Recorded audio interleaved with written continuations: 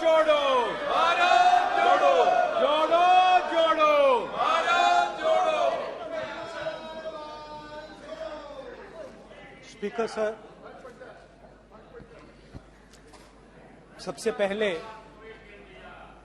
मैं आपका धन्यवाद करना चाहता हूं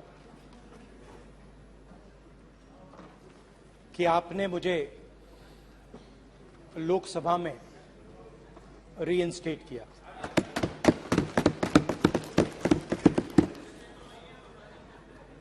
और पिछली बार जब मैं बोला तो शायद मैंने आपको थोड़ा कष्ट भी पहुंचाया, क्योंकि मैंने इतनी जोरों से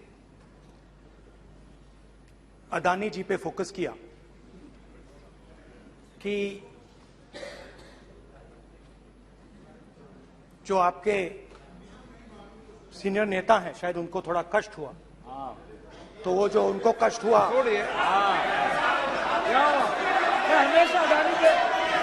हमेशा अडानी पे अभी भी कष्ट हो रहा है। वो जो कष्ट हुआ, अभी भी कष्ट हो रहा है। विषय पे आइए, विषय पे। अभी भी कष्ट हो रहा है, अभी भी कष्ट हो रहा है।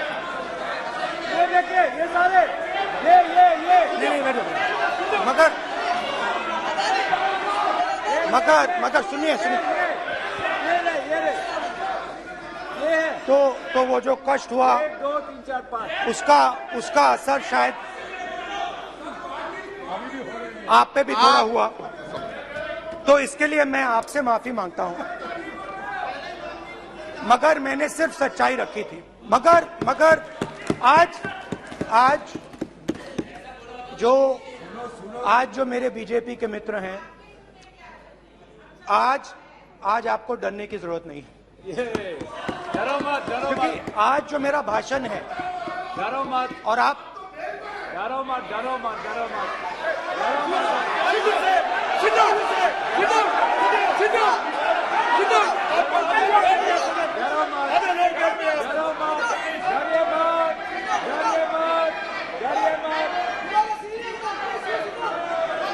स्पीकर सर, अरे बैठो ब्रदर।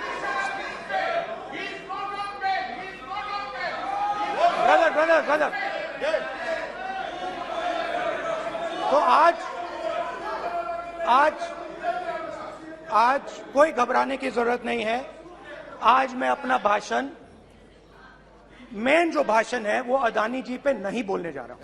आप छोड़िए, तो आप रिलैक्स कर सकते हैं, आप शांत रह सकते हैं,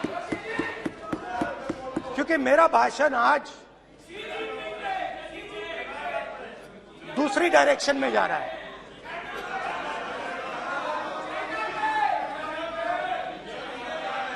रूमी ने कहा था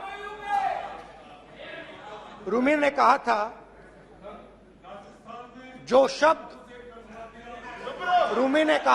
शब्द दिल से आते हैं वो शब्द दिल में जाते हैं। तो आज मैं दिमाग से नहीं बोलना चाह रहा हूं, मैं दिल से बोलना चाह रहा हूं।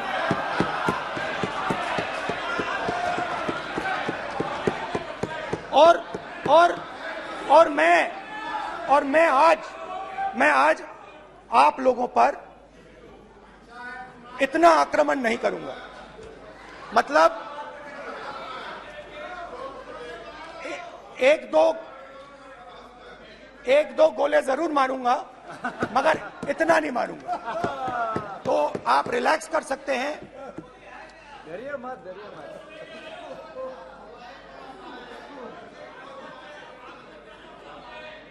अरे रक्षा मंत्री जी आज संभाल लेंगे हम लोग।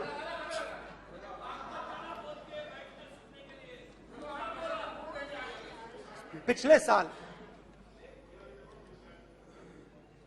130 दिन के लिए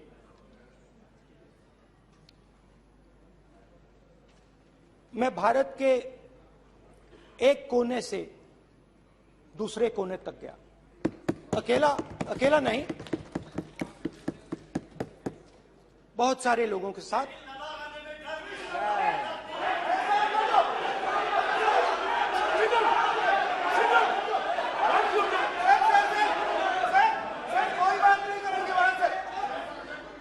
सर ये हमारा टाइम खत्म करने का साजिश है। प्रधानमंत्री बोलेंगे ऐसे ही होंगे सर। सारे समाज निकल जाए। समुद्र अधीर अधीर अधीर समुद्र के तट से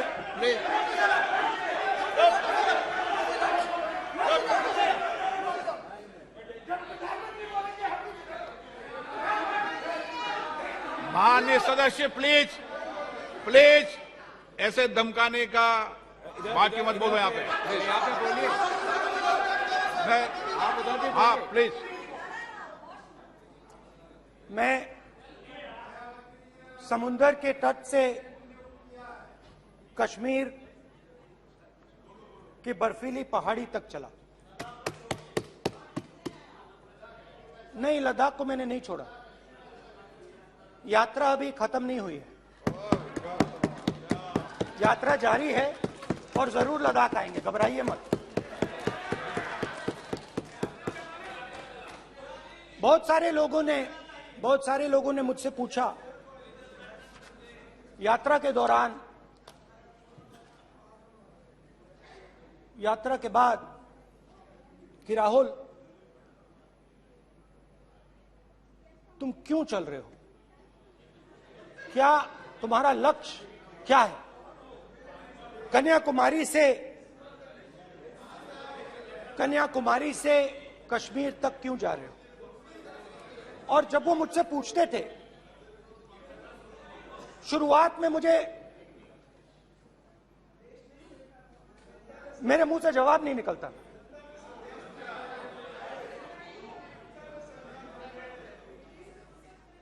शायद मुझे ही नहीं मालूम था कि मैंने ये यात्रा क्यों शुरू की। जब मैं कन्याकुमारी से शुरू हुआ, मैं सोच रहा था मैं हिंदुस्तान को देखना चाहता हूं, समझना चाहता हूं, लोगों के बीच में जाना चाहता हूं, मगर गहराई से मुझे मालूम नहीं था।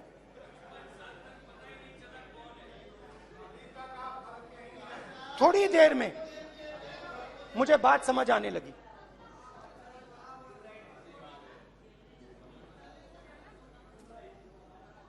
जिस चीज से मुझे प्यार था, जिस चीज के लिए मैं मरने को तैयार हूं, जिस चीज के लिए मैं मोदी जी की जेलों में जाने को तैयार हूं, जिस चीज के लिए मैंने 10 साल हर रोज गाली खाई, उस चीज को मैं समझना चाहता था। ये है क्या जिसने मेरे दिल को इतनी। भाई आप रनिंग कमेंट्री बंद करो नहीं तो हम भी चालू करेंगे। सुनने का अपना धैर्य रखो। जिस चीज ने मेरे दिल को इतनी मजबूती से पकड़ रखा था, उसको मैं समझना चाहता। शुरुआत में जैसे मैंने शुरू किया, सालों से मैं हर रोज 8-10 किलोमीटर दौड़ता हूं, तो मेरे दिमाग में था कि अगर मैं 10 किलोमीटर दौड़ सकता हूं तो 25 किलोमीटर चलने का क्या मतलब, कोई बड़ी बात नहीं। ये मैंने सोचा था। आज मैं उस भावना को देखूं तो वो अहंकार था कि मैं ये कर सकता हूं, ये कुछ नहीं है। तो मेरे दिल में उस समय अहंकार था।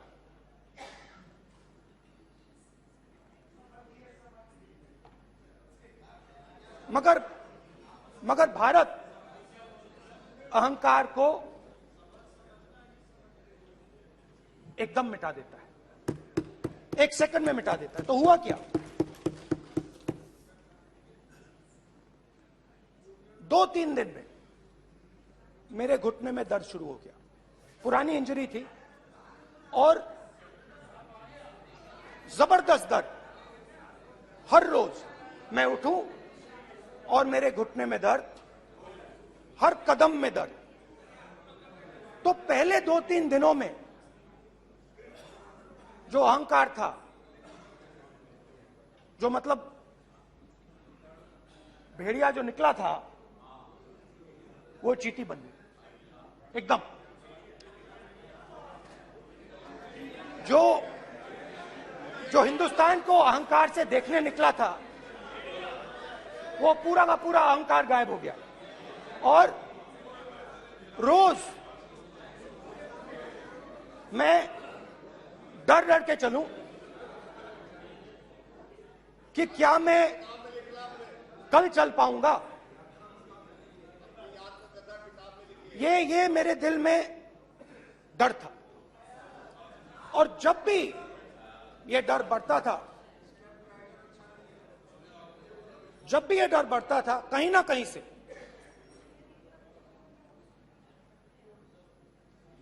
कोई ना कोई शक्ति मेरी मदद कर देती थी। एक दिन मैं सह नहीं पा रहा था, एक छोटी सी लड़की आती है, मुझे चिट्ठी दे देती। मैंने चिट्ठी खोली, 8 साल की थी, उसमें लिखा था, Rahul, I am walking with you, don't worry. उसने मेरे पैर में चोट देखी और उसने अपनी शक्ति मुझे दे दी। सिर्फ उसने नहीं, लाखों लोग ने। और शुरुआत में जब मैं चल रहा था, कोई किसान आता था, मैं एकदम पहले उसको अपनी बात बताता था कि आपको ये करना चाहिए, आपको इस प्रकार से काम करना चाहिए। मगर इतने लोग आए, हजारों लोग आए, कि थोड़ी देर में मैं बोल नहीं पाया। जो मेरे दिल में बोलने का डिजायर था, वो बंद हो गया। बोल ही नहीं पाया, क्योंकि इतने लोगों से बोलना था। और एक सन्नाटा सा छा गया, भीड़ की आवाज थी, भारत जोड़ो, भारत जोड़ो, भारत जोड़ो। और जो मेरे से बात करता था, उसकी आवाज में सुनता गया।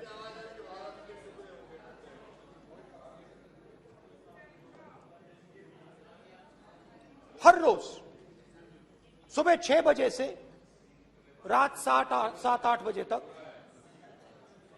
आम आदमी, गरीब, अमीर, बिजनेसमैन, किसान, मजदूर, सबकी आवाज।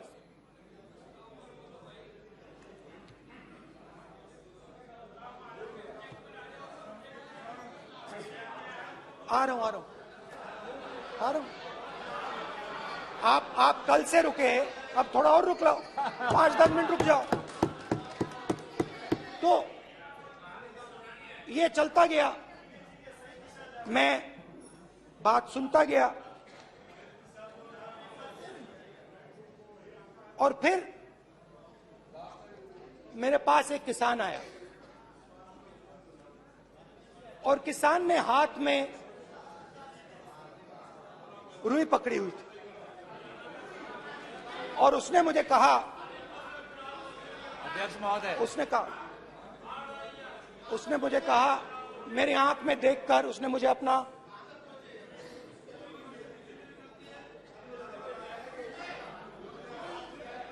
वो रुई का बंडल दिया, और उसने कहा, राहुल जी,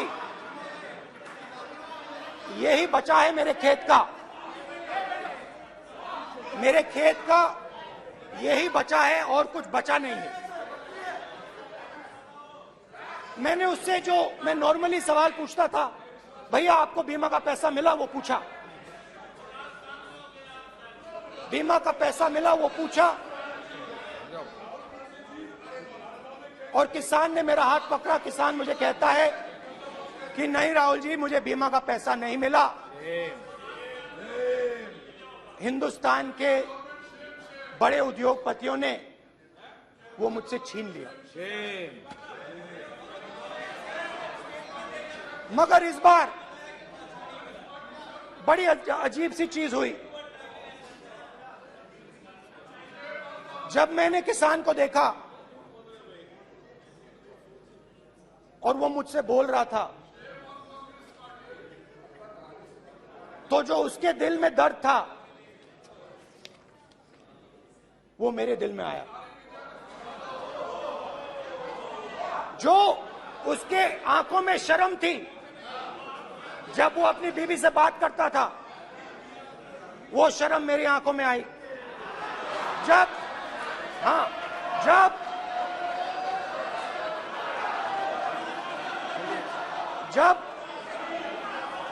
उसकी जो भूख थी वो मुझे समझ आई। और उसके बाद यात्रा बिल्कुल बदल गई। मुझे भीड़ की आवाज नहीं सुनाई देती थी, मुझे सिर्फ उस व्यक्ति की आवाज सुनाई देती थी जो मेरे साथ बात कर रहा था। उसका दर्द, उसकी चोट, उसका दुख, मेरा दुख, मेरी चोट, मेरा दर्द बन गया। समझने की कोशिश करो।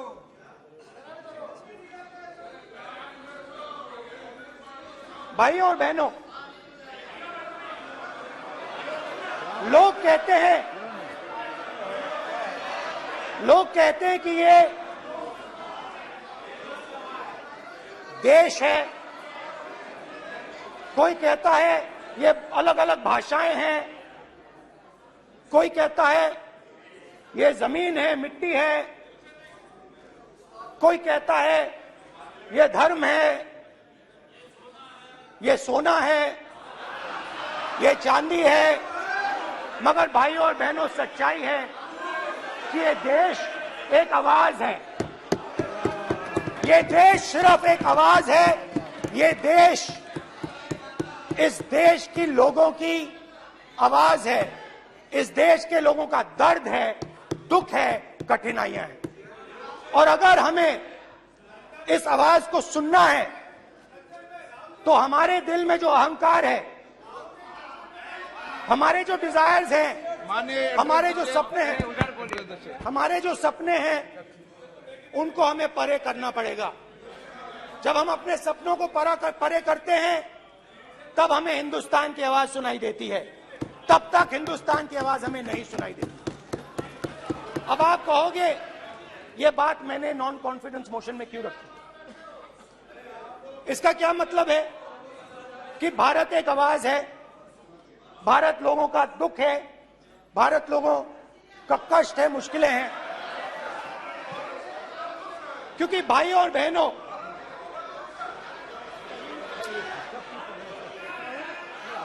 अध्यक्ष महोदय, अब पूरा सूद समेत जवाब तुमको मिलेगा। फिर पूरा सूद समेत जवाब देंगे सर। फिर आप हमें मत रोकेगा सर। अध्यक्ष महोदय, फिर आप हमें मत रोकेगा सर।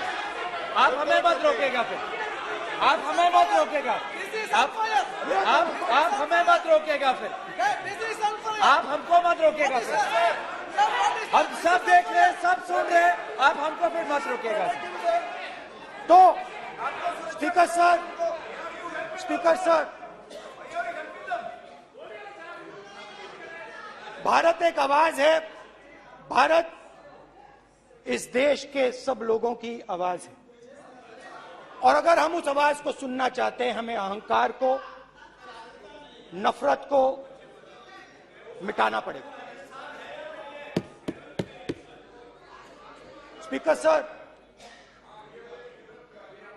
कुछ ही दिन पहले मैं मणिपुर गया। हमारे प्रधानमंत्री नहीं गए, आज तक नहीं गए, क्योंकि उनके लिए मणिपुर हिंदुस्तान नहीं है।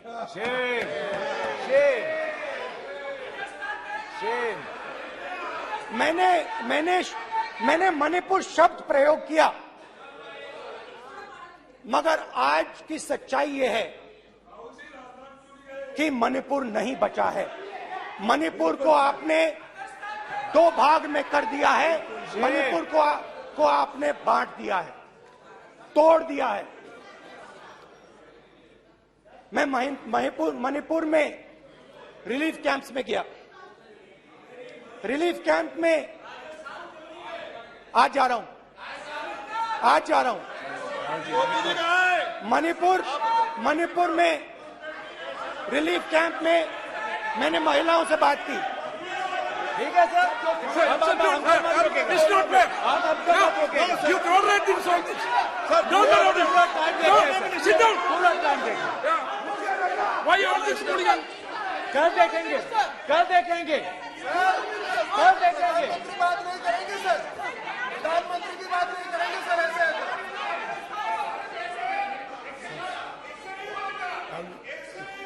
सूद समय मैं जवाब मणिपुर मिलेगा। गया और मणिपुर के कैंप्स में मैंने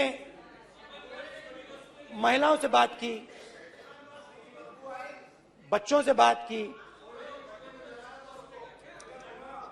जो हमारे प्रधानमंत्री जी ने आज तक नहीं किया। एक महिला मुझे कहती है, मैंने उनसे पूछा, बहन क्या हुआ आपके साथ? What's this? सर कल ऐसा होगा सर, एक एक मंत्री बोल रहे हैं। कल आप बोले एक एक मंत्री खड़े होके बोल रहे हैं। एक एक मंत्री खड़े होके ऐसे कर रहे हैं। एक एक मंत्री खड़े होंगे तो पूरे सांसद खड़े होंगे यहाँ पे। पूरे सांसद खड़े होंगे यहाँ पे। बैठे नहीं है चुपचाप करिए। पूरे सब खड़े होंगे। पूरे सब खड़े होंगे। कल कांग्रेस पार्टी ने पूरा देश खड़ा होगा आपके खिलाफ। तो पूरा देश कल आपके खिलाफ खड़ा होगा। मैं बहुत सारी महिलाओं से बात किया, मगर मैं आपको दो उदाहरण देना चाहता हूं। एक महिला मुझे कहती है, मैंने कहा क्या हुआ तुम्हारे साथ? कहती है, मेरा छोटा सा बेटा, महिला का सम्मान करें प्लीज। ये सम्मान एक ही बच्चा था मेरा, कोई शर्म कर लो गल मैडम। एक ही बच्चा था मेरा, मेरे सामने, मेरे आंखों के सामने उसको गोली मारी है। मैं पूरी रात, आप सोचिए, आप अपने बेटों के बारे में सोचिए, मैं पूरी रात उसकी लाश के साथ लेटी रही। झूठ नहीं, झूठ आप बोलते हो, झूठ मैं नहीं बोलता हूं। मैं पूरी रात उसकी लाश के साथ लेटी रही और फिर मुझे डर लगा, मैंने अपना घर छोड़ दिया, जो भी मेरे पास था वो मैंने छोड़ दिया। मैंने उनसे पूछा, कुछ तो लाई होगी? कहती है, नहीं, सिर्फ मेरे जो कपड़े हैं ये मेरे पास हैं। और फिर इधर उधर ढूंढती है और एक फोटो निकालती है और मुझे कहती है, यही मेरे पास अब बची है।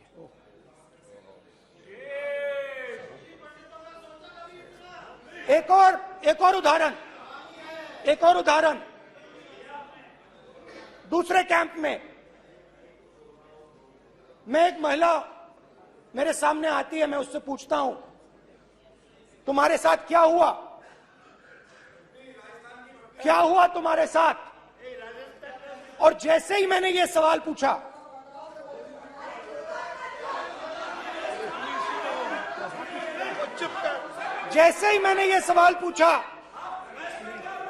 आप महिला का दर्द नहीं सुन सकते।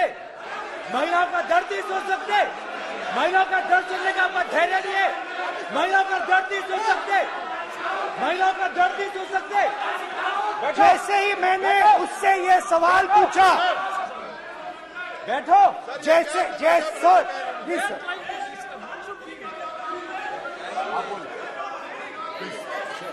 शर्म करिए। जैसे ही मैंने उससे सवाल पूछा, तुम्हारे साथ क्या हुआ, शर्म नहीं है तेरे को?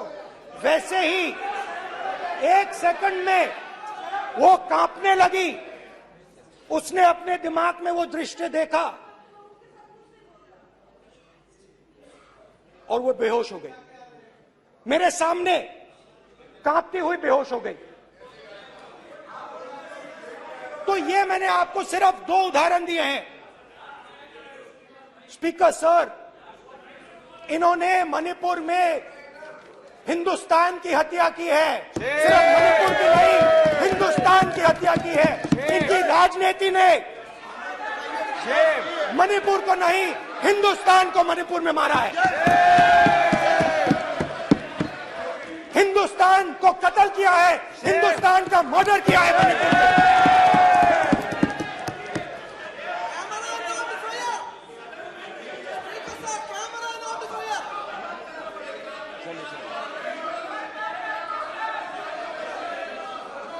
अरे 2 भाग किए हैं, शर्म करिए जी।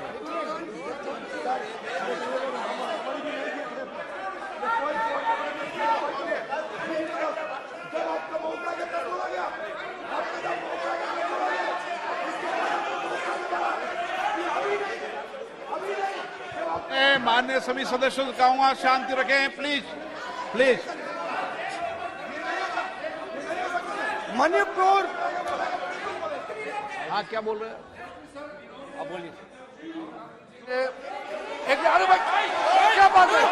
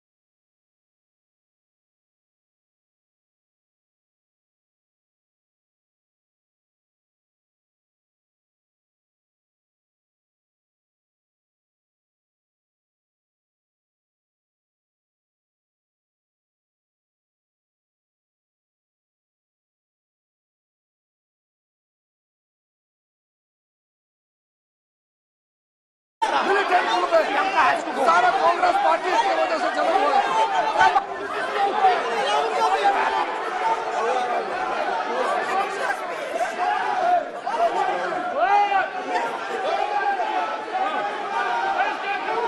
ओके, बैक आजा, बैक हेमंत सबको पीछे ले आओ। बैक हाईवे हो गया प्रतापन हो गया। आप भाषण नहीं सुनना चाहते? आप भाषण नहीं सुनना चाहते? प्लीज बैठिए,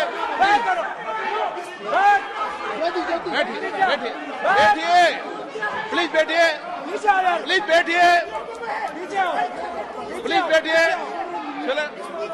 चलिए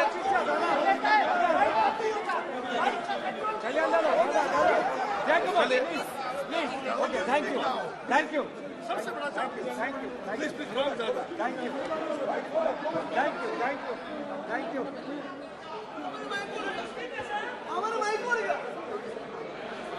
एक मिनट बैठिए, एक मिनट प्लीज बैठिए, प्लीज बालू जी,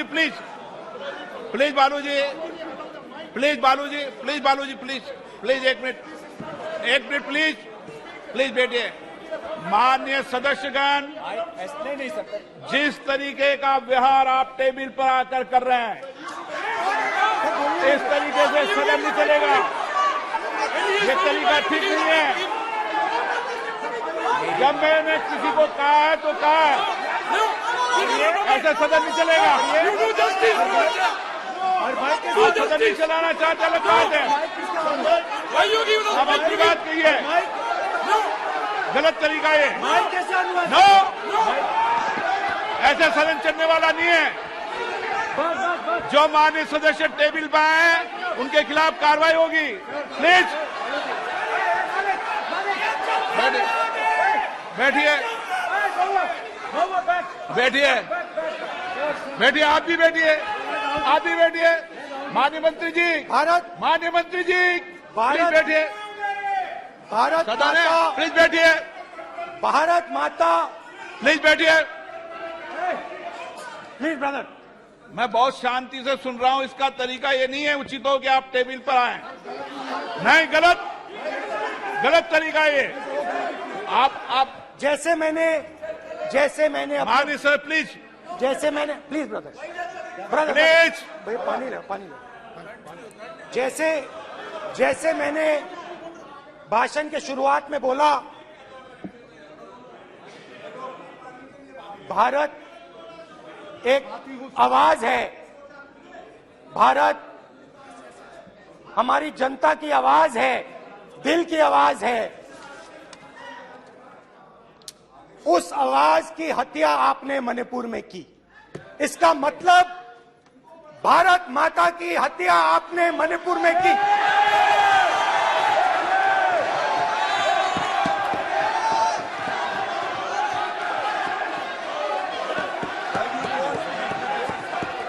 भारत माता को आपने मणिपुर के लोगों के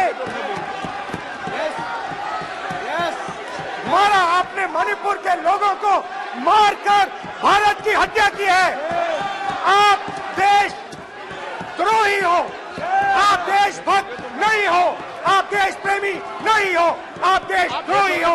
आपने देश की हत्या मणिपुर में की। प्लीज एक मिनट, प्लीज बैठिए, प्लीज बैठिए। अब सवाल आप उठता है, बैठना चाहते नहीं बैठना चाहते, आप बैठना चाहते नहीं बैठना चाहते, इसीलिए आपके प्रधानमंत्री चाहते आप। में नहीं मैं जा कह रहा हूं, सकते बैठिए हैं, क्योंकि उन्होंने प्लीज। देश की हत्या की है। मणिपुर में हिंदुस्तान की हत्या की है, भारत माता की हत्या की है। मणिपुर में, मणिपुर के लोगों के दिल में। प्लीज एक मिनट बैठिए आप, तो सवाल उठता है, एक मिनट बैठिए, एक मिनट। आप भी विराजे, आप भी विराजो, आप बैठिए सही, नहीं बैठिए रहने दो आप बैठिए आप, प्लीज बैठिए आप, प्लीज।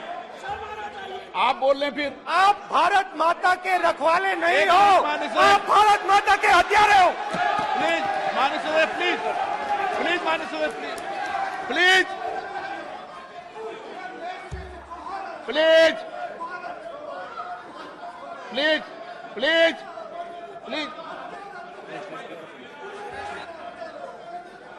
देखिए माननीय सदस्यगण, प्लीज माननीय सदस्यगण, भारत मां हमारी मां है, हमें सदन में बोलते समय संयम बरतना चाहिए। मेरा अपनी मां की हत्या की बात कर रहा हूं, मैं मणिपुर में अपनी मां की हत्या की बात कर रहा हूं, मैं आदर से बोल रहा हूं। आपने मेरी मां की हत्या की मणिपुर में। एक मेरी मां यहां बैठी है, दूसरी मां को आपने मणिपुर में मारा है।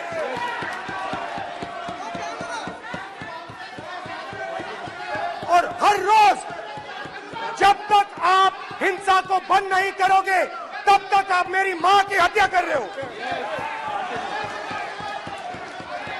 हिंदुस्तान की सेना मणिपुर में एक दिन में शांति ला सकती है, हिंदुस्तान की सेना का आप प्रयोग नहीं कर रहे हो, क्योंकि आप हिंदुस्तान को मणिपुर में मारना चाहते हो।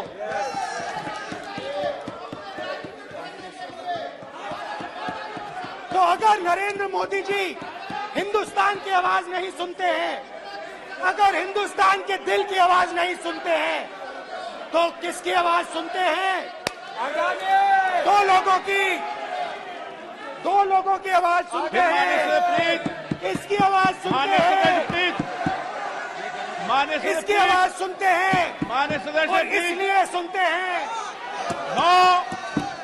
नो एक गलत तरीका माननीय सदस्य, देख लीजिए गलत तरीका है। अडानी जी के लिए मोदी जी ने क्या काम किया है, देख लीजिए। ये पहले आप और ये बाद में। गलत तरीका आपका, माननीय सदस्य आपका गलत तरीका है।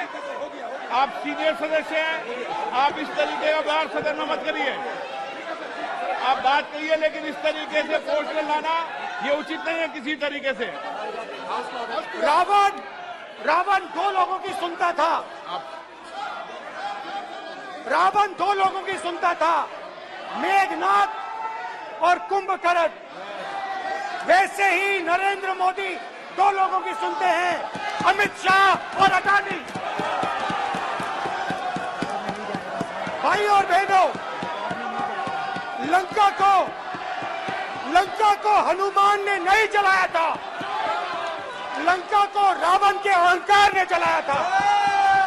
प्लीज माननीय सदस्य, आप संयमित बोले।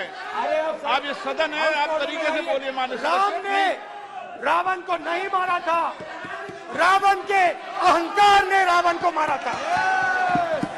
आप पूरे देश में केरोसिन फेंक रहे हो, पूरे देश में आप केरोसिन फेंक रहे हो। आपने मणिपुर में केरोसिन फेंकी, अपनी चिंगारी लगा दी।